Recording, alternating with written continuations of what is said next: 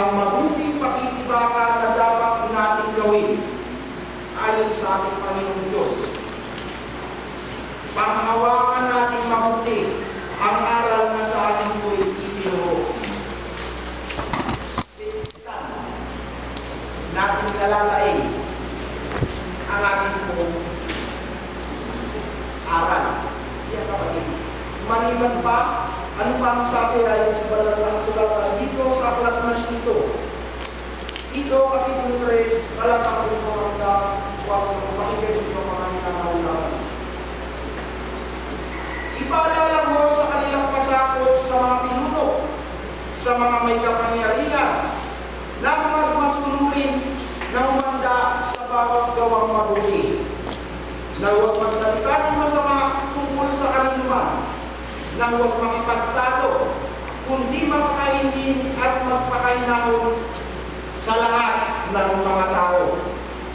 Sapagkat tayo rin naman ng unang panahon ay mga mangmang, mga suwani, mga nadaya, na nagsisipaglingkod sa sari-sari na samangkita at kalayawan, na namumuhay sa masasamang akala at kapanaginian, mga napupuot at tayo'y nagkakapuutan. Ngunit nagmahayag na ang magandang loob ng Diyos na ating tagapagligtas at ang kanyang pag-ibig sa tao, lalo na sa bawat isa sa ating mga namahal na kapatid. Ito ang mabuting pakikibaka na dapat natin gawin upang manatiling matibay ang ating pananampalataya, na tayo ay maging masunurin at mahinahon sa lahat ng tao. Ito kapatid. Maliban pa, ano pa ang ating pong matutunayan?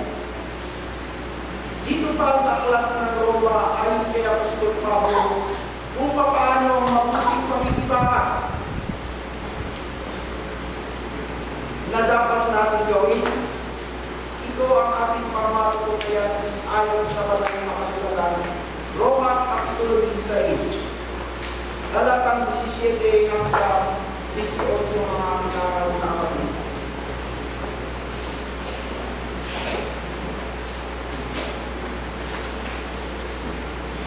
Ngayon, pinamamanhid ko sa inyo mga kapatid, natandaan ninyo yung mga pinanggagalingan ng pagkakabangabangagi at ng mga katitisuran laban sa mga aral na inyong mga pag-aralan, at kayo'y magsilayo sa kanila.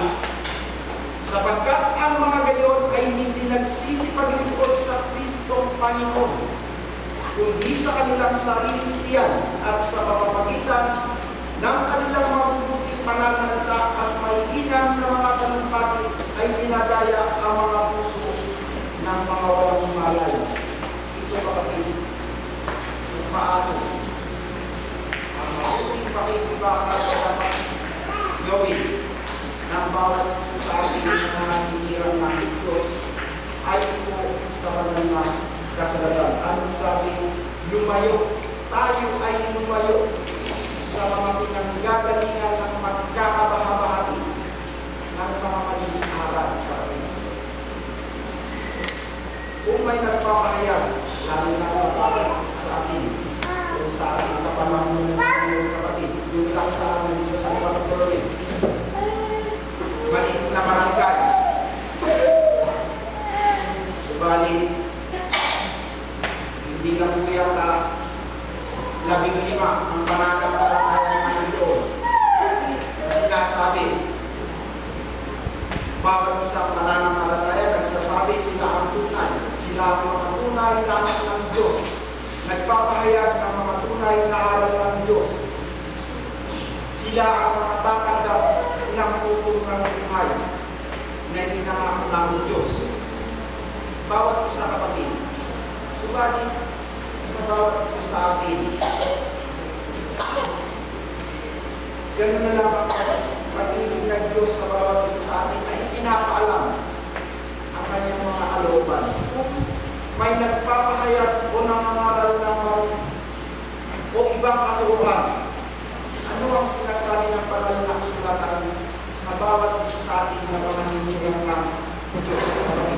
Pakinggan niyo, dito po sa aklat ni Apostol Pablo sa unang Timoteo, kapitulo 1, talatang 3 hanggang 4, pakinggan niyo kapatid.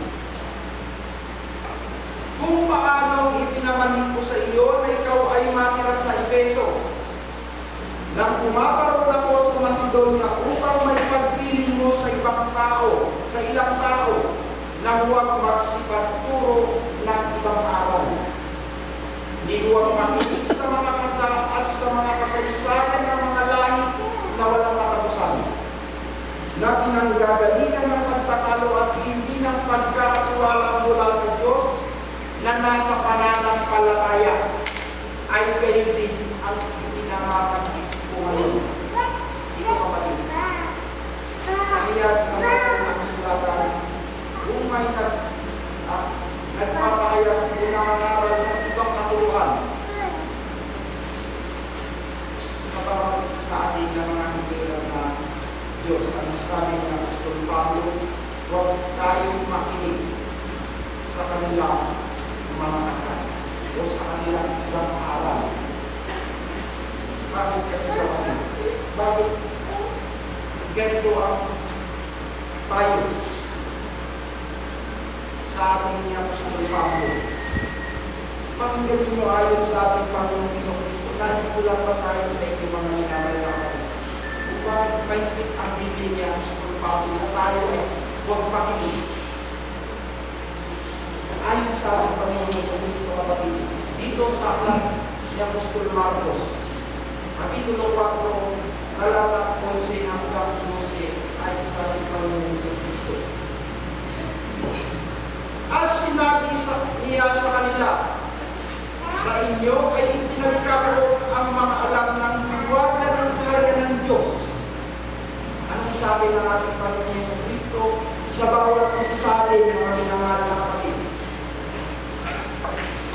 Sa inyo ay ipinagkaloob ang mga alam ng hiwaga ng kaharian ng Diyos. Kaya dapat huwag tayong makinig sa kanilang mga ibang aral. Ano pang sabi kapatid? Dapat huwag sa kanilang nasa labas.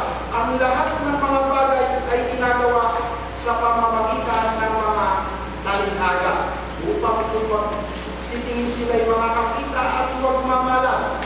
At kung mga kinig sila'y mga karinig at huwag mga kaunawa, baka sakaling sila'y mga balito at patawarin sila. Ito kapatid. Ang dahilan. Bakit ganito lang ang hindi niya gusto Pablo sa bawat isa sa atin na mga hininga na mga tinawag anak ng Diyos o iglesia ng Diyos o sambahayan ng Diyos. Diba? Anong sabi sa atin? Sabi ng ating Panginoon Kristo, sa atin ay pinaalam ang hiwaga ng mga kaharian ng Diyos. Hindi dapat na tayo ay makinig. Maliban pa dyan kapatid, ano ba? Ang pinapahayag ng banal na sulatan dito sa aklat ng unang buwan. Kung may nagpapahayag o nangangaral sa atin na ibang katuruan, ano ang sinasabi ng banal na sulatan? Dito sa aklat ng ikalawang buwan, kapitulo 8 hanggang 11.